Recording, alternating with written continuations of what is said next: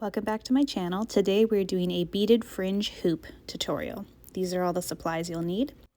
First thing is our beads. I'm using Czech size 11 beads, and these are gold silver lined beads. I'm also using these Hexagon connectors as my hoops. I got them from Michael's. You can also use regular hoops like these ones. I also got them from Michael's. And of course you'll need some earring hooks. Now these are a couple optional supplies that I used, which are some jump rings, and I use these to attach these little enamel charms, the bees here. So again, this is optional, but it's a fun way to spice it up. Our next important tool is a beading needle. So I'm using a loom needle, so you can see it's extra long. It's about twice the length of a regular needle.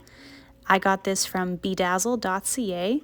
I also found some at Dress Sew, a local fabric store, or you can look on other beading websites. Next, you'll need thread. I'm using NYMO size B. It's a pretty good universal size for almost any project. As you saw in the cover photo, this is the final product that we are going for. So you can see I've beaded around the hoop, and then I've added a fringe to make them into dangly earrings. So we're going to start by loading up our needle with some thread. Use about an arm's length or more, depending on how long you plan your fringe on being. These ones are quite short, so about an arm's length is sufficient. So I'm going to knot my thread, and the important thing is that I make a knot big enough that my bead isn't going to pass through the knot. So you can see I've done probably 5 or 6 knots to make it nice and big the way it is here. And I'll show you, I'll put a bead on and try to push it off, and it has to stop it. So you can see here it's quite large. And when I tug on the bead really hard, it's still not coming off of the thread. And that's how you know it's perfect. So once it is nice and secure, we can cut off our excess thread and just cut it nice and close to the knot while being careful. And let's get started with our base row. To start our base row, we're going to take our needle and we're going to loop it around the hoop. So mine has little holes in it, but if yours doesn't, that's fine. You're just going to be wrapping it around the hoop like this, and then we're going to go through our bead. So because we have this knot, you kind of have to work around it. So you might just have to move the bead down a little bit like this and put your needle through.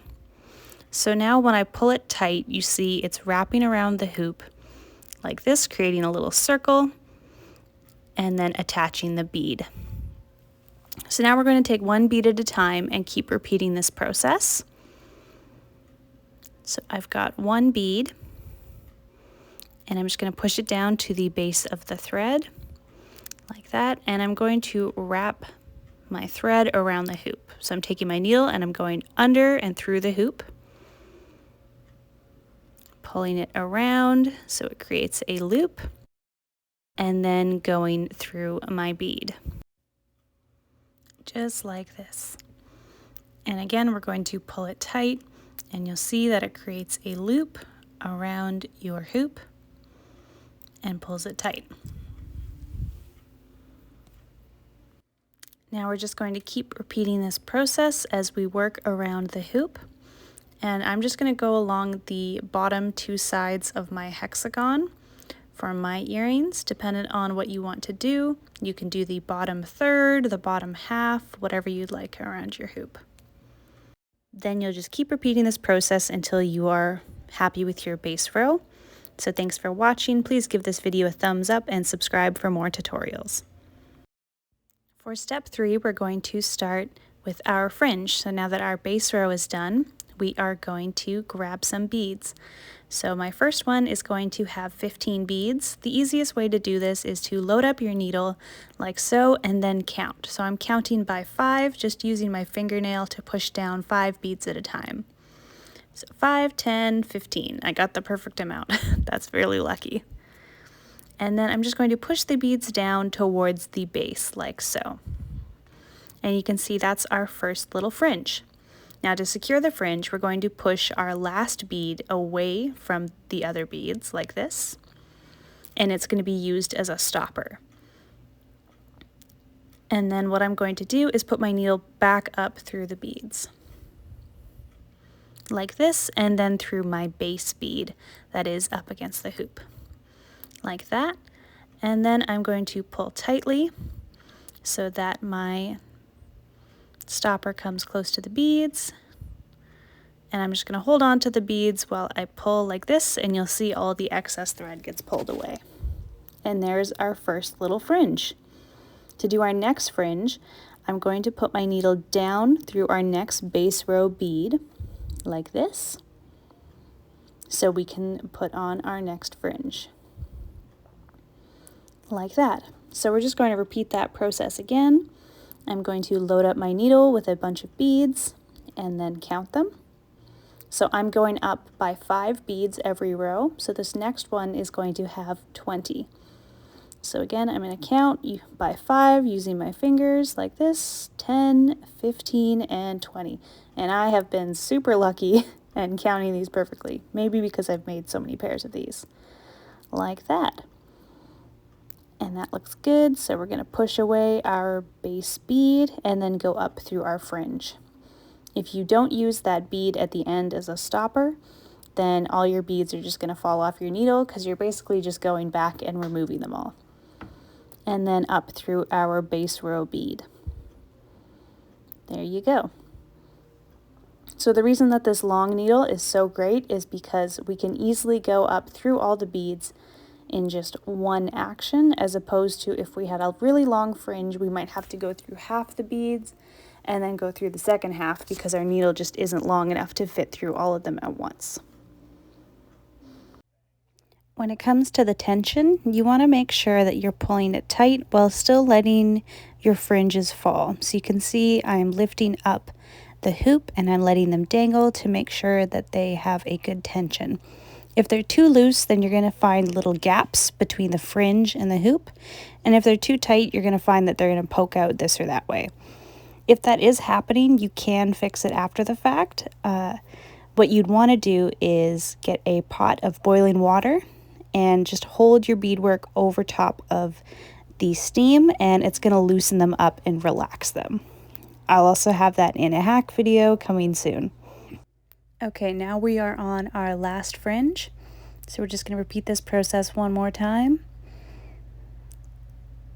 Load up my needle, count my beads, and this time I actually had one too many. And you can see I just pop it off the needle like that. Okay, push it up, pull away our last bead, and then go up through the fringe. Now this one might be a little bit more difficult because you'll see that this is where my knot is. So all you have to do is, I'm just going to go up through the fringe and then carefully poke my needle through our base bead. Be careful to go around the knot. You can accidentally undo the knot by pushing your needle through it, so just be careful when you're working around it. There we go, and I'm holding onto my fringe and pulling it tight. Like that. And we're all done. Okay, so to secure and finish this, I'm going to do a knot. I'm sticking my needle underneath the loop that wraps around the hoop. So you can see I'm putting my needle through that little stitch right there. There we go. And then I'm going to take my thread and wrap it around my needle like this, and you'll see it's creating a small knot like that. Now, just to finish off my thread, I'm going to put it back down through my fringe and only go down a few beads or maybe halfway. Like this. And then pull it through carefully. Again, be conscious of your knot. Sometimes when you're pulling your needle through, if you really have to yank it, it might mean there's not enough room in your bead. So just be careful not to tug it too hard. Like that, and then I'm just going to trim off the excess. I like to do this just for a little extra security. And there you go. That is our finished fringe hoop. You could stop here, or I'm going to add a little enamel charm onto mine. So since I have the gold and I have the hexagon that vaguely resembles a honeycomb, I'm going to use a jump ring to add a little bee enamel charm. So I'm just going to take my jump ring, take my pliers, and I'm going to open it up These ones are nice and bendy, so I can open them up just using my finger. Sometimes you need to use 2 pliers, one to hold the jump ring and the other to bend it if it's a really tough metal. So with the hoop that I'm using, you can see it has all the holes in it, so this allows me to attach the jump ring. The other hoops I showed you in the beginning of the video would also work, as they have a little hole at the top of the hoop that you can attach something with. Otherwise, you won't be able to. But again, this step is purely optional, and I just like it because it kind of brings it to the next level and ties it all together into a little theme. Once I've attached my little jump ring and my bee, we are 99% done, and all we have to do is add the earring hook. So now I'm grabbing my earring hook. This is a 22 karat gold plated earring hook I got off of Amazon. All the links are down below. And then I'm just going to pop this in the same hole. So make sure you're using small, thin jump rings with a small gauge for this to fit. If it's too big, like the connectors that came with these hoops, then it's not going to fit properly. But there you go. There's the final product. Thank you so much for watching my video. Please give it a big thumbs up and subscribe for more tutorials and tips and tricks for all you new beaders out there. Follow me on TikTok for mini tutorials and check out my Instagram and my Facebook to see all my work that I have for sale.